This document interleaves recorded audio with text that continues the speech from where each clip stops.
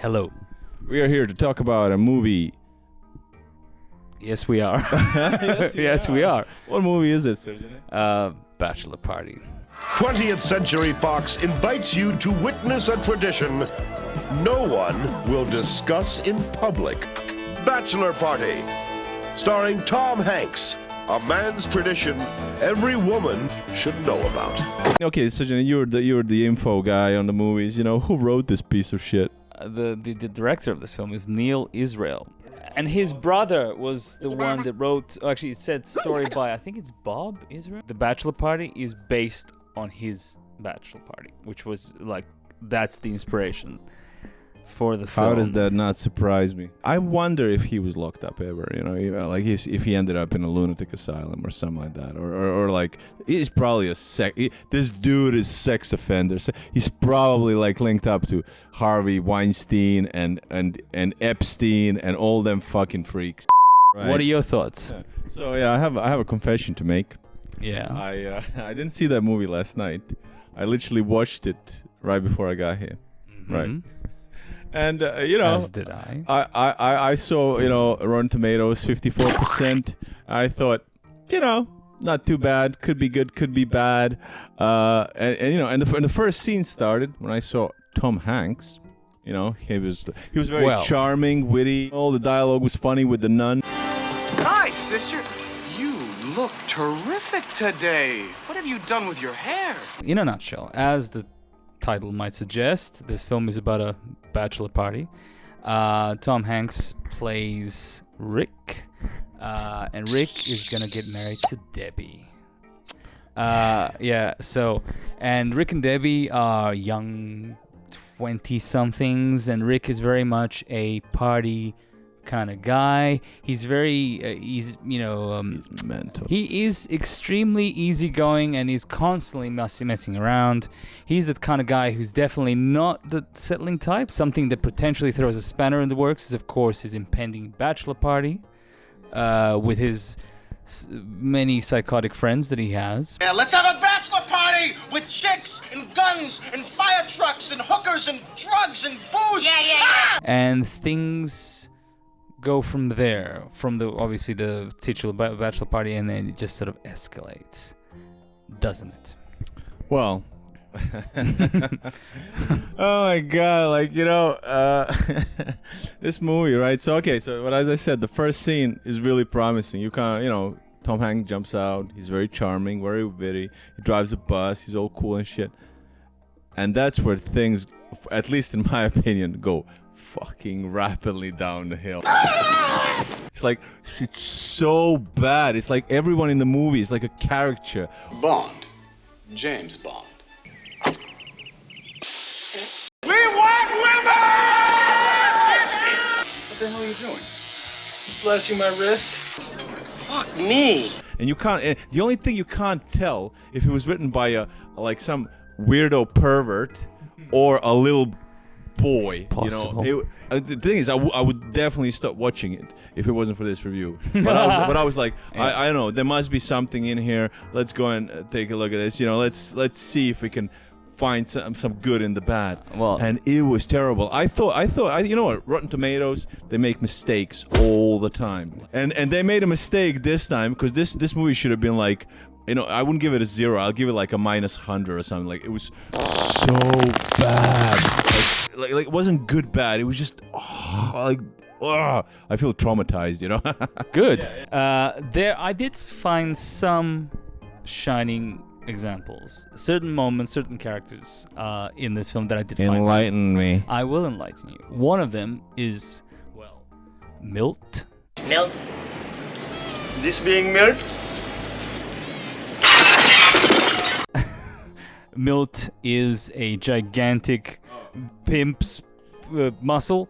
You're like, why? Why has this happened? They're Why? caricatures. They're all caricatures, except, they're all caricatures. Yeah. But can I ask you? Well, the thing that bothers me, and I think that's more like this is the crux of the whole film.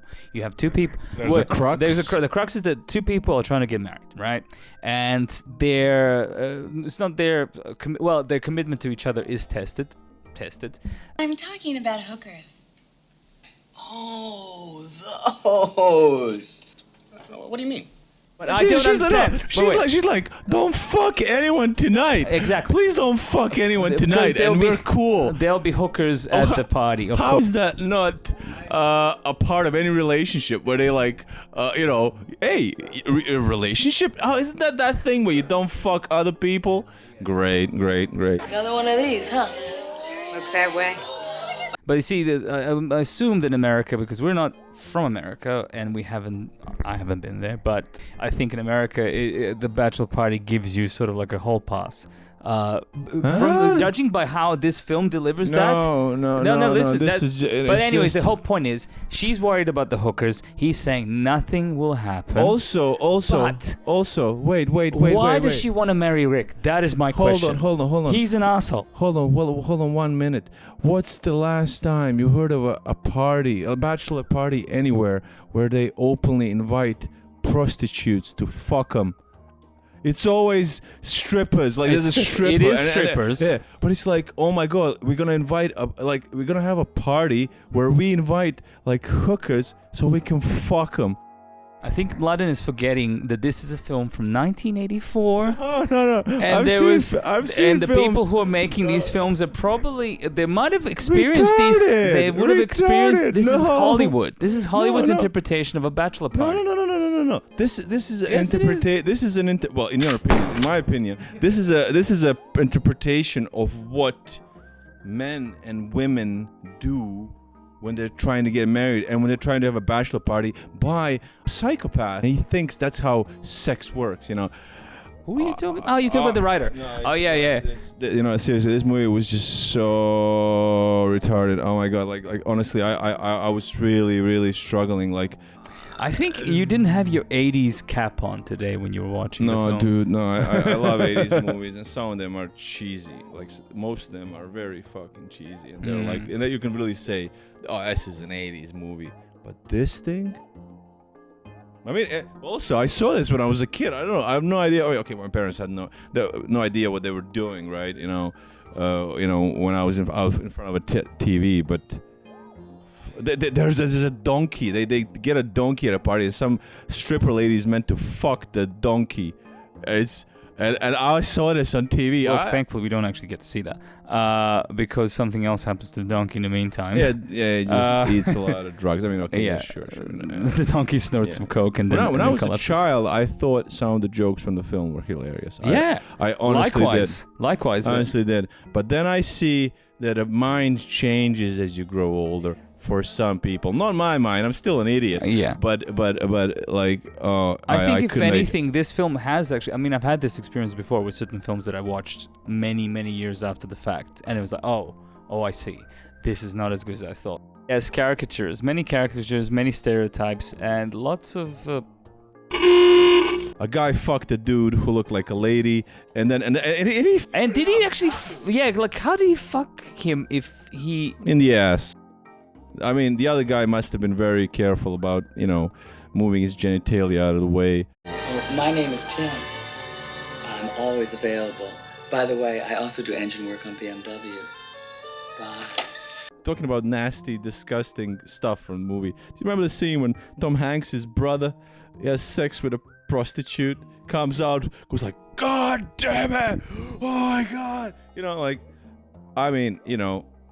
And then he turns around and goes, Tom Hanks, you gotta try this, dude. So basically what he said, I just paid this woman for sex, and now you should go in and have sex with her. Did he pay because her? My sex was fine. I mean, amazing. I can't even make sense. Perhaps one of the reasons why I didn't take it so badly as you did is that, unfortunately, I've been present around men when they're exposed to women who might be nude, and some of the behaviors in this film are not too far from the truth from what I've witnessed in my life. Men are pigs. But what's more notable to me is that I thought this was Tom Hanks' first film. It's not his first film, but his first theatrical feature. It isn't. It's preceded by Splash the year before. So this film is kind of a weird decision because he made it quite a splash. with his previous effort, and then he did this, and then he starts to kind of go on the upward trajectory of Tom Hanks. I mean, okay, if he was to cut out his reactions to stuff in the movie and some of his dialogue, you can actually see that he is, Tom Hanks. Yes, he is exactly. There's that potential, and on his own, yeah, I was like, okay, and as I said, the first scene was pretty good. He's got the charm. And like, for example, the scene when he goes to visit the parents. Again, this is the one where I thought, why is he being such an asshole to these parents? Like, it's just to set up, I guess, he's like what is he? He's just unusual. He's the bad guy. He's way crazy, baby. But some of his lines in there, like, you got the Tom Hanks charm, and that's, if anything, this film just showcases him and his talent, even though he's surrounded by lunacy and a bad script. Well, not so great script. I don't know. I don't have words, to describe how terrible this thing is. Well, that's why the next scene is actually, I was laughing and I was agreeing with the father. I was like, yep, you're telling him exactly how it is, and this is what you are. I think you're an asshole. No, let me correct that. An immature asshole, which is fine. Except that you're marrying my daughter, and I'm afraid that my grandchildren are going to be little assholes. I mean, okay, that was fair dues, Do you think Rick is any better than Cole? And Cole is obviously the previous suitor of Rick's wife, Debbie. Wife-to-be, Debbie. You see, that's not the issue, who's better. Both of them are, like, so unrealistic that I cannot say, like, what is good, what is bad, like... Tom Hanks from the first scene, party on, dude. The rest of the movie is just like, what? Yeah, what? Is this? I mean, like, okay, yeah, the Cole guy, he seems fine, he's handsome, and he does sports, and he's probably successful, and has a Porsche, and he offers $5,000 in cash. You dump her and I'll give you cash. Well, what's Debbie's Blue Book value right now? $5,000? No. Because that's how you solve problems in the 80s. To answer your question, the both suck. We just have fun in the room.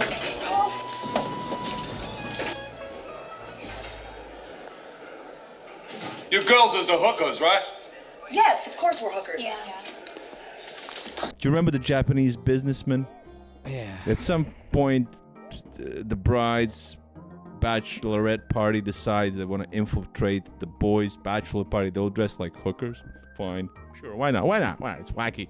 And then they get served by mistake to these Japanese businessmen. And then you have a Benny Hill style chase. When they just... Wow, sexual violence has never been so much fun. I thought that the one human character in this whole film, honestly, the closest thing that comes to a human, even though Go on, I'm interested. Even he is like fucking insane. Was Brad, the friend, the drugged up friend who's having problems with his wife.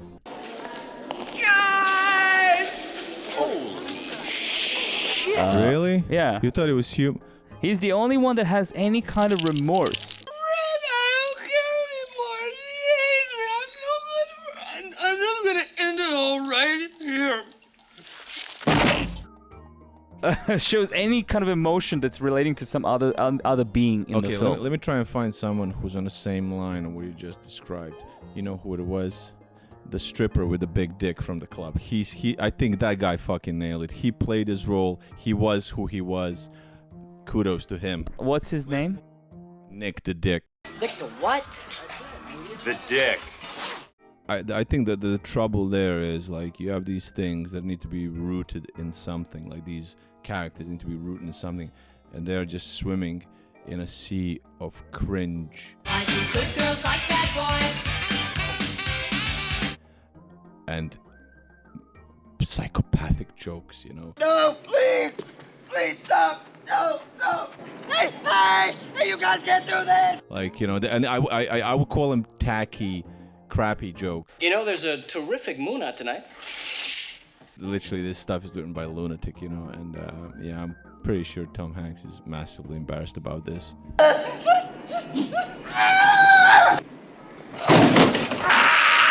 I mean, I can write better jokes with a pen up my ass, like, you know. So, basically, didn't like it. I hated it.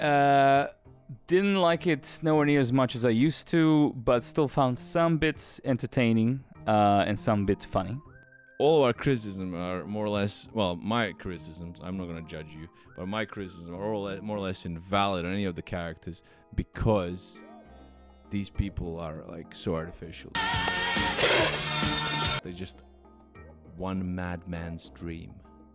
Or nightmare. Woo! So I'm sorry I've had to put you through that. No, it's, you know, live and learn. You live and learn. I put you through some shit, so come on, it's fine. What was it? Rambo 3? We never reviewed that one because it was horrible. So if you wanna see a film that's an equivalent of me farting on a microphone for like an hour. This is pain. If you want to see how the world was seen through one man's particular gaze in 1983-4, then watch it. Just watch it. Hey, are you trauma free? Yeah. Watch this movie. Yeah. All right, cool. Anyways, Anyway, see ya. see you next time.